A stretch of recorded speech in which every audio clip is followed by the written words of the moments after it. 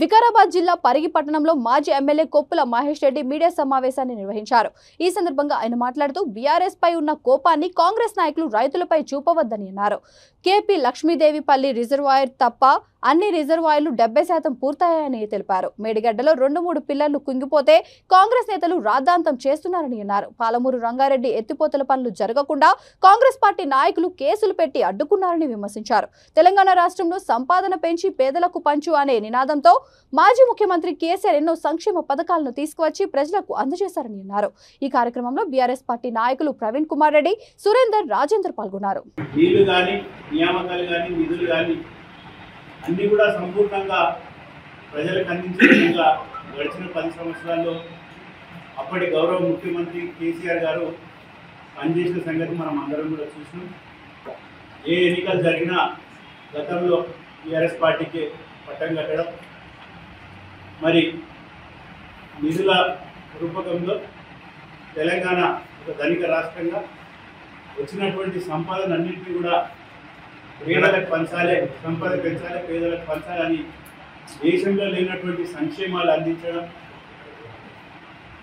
గత ప్రభుత్వం ఉన్నప్పుడు ప్రభుత్వ ఉద్యోగాలు కూడా దాదాపు 2 లక్షల చిల్లర ఉద్యోగాలు ఇవ్వడం, దాంతోపాటు నీళ్లు, సాగునీరు అయితే మీరు చూస్తున్నారు. తెలంగాణ రాకముందు ఏ రకంగా వ్యవసాయం ఉండే, తెలంగాణ వచ్చిన తర్వాత ఏ రకంగా వ్యవసాయం అభివృద్ధి చెందింది మనం అందరం కూడా చూస్తూనే ఉన్నాం.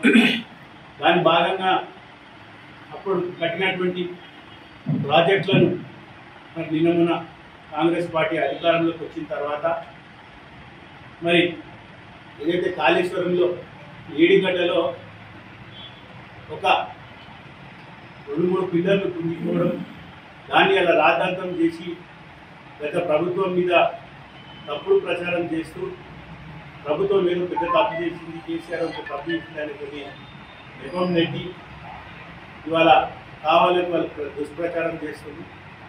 మరి నిన్ననే చలో మేడిగడ్డ కార్యక్రమాన్ని గౌరవ వర్కింగ్ ప్రెసిడెంట్ కేటీఆర్ గారి ఆధ్వర్యంలో మరి రాష్ట్రానికి సంబంధించిన ప్రజాప్రతినిధులు అందరూ కూడా సందర్శించాం.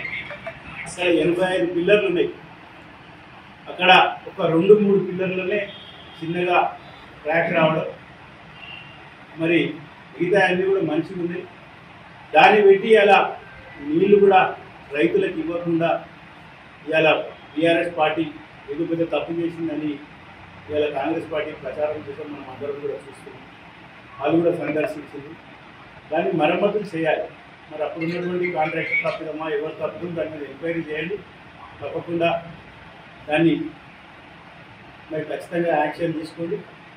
తప్పకుండా ఇది కావాలని ఇవాళ బీఆర్ఎస్ మీద కోపం ఉంటే ప్రజల మీద చూపించద్దు, రైతుల మీద చూపించద్దని కాంగ్రెస్ పార్టీ నాయకులకు మరి విజ్ఞప్తి చేస్తూ, దాంతోపాటు పాలమూరు రంగారెడ్డి, మరి పాలమూరు రంగారెడ్డి కూడా 2015లో ప్రారంభించిన సంగతి మనం అందరూ కూడా తెలుసు.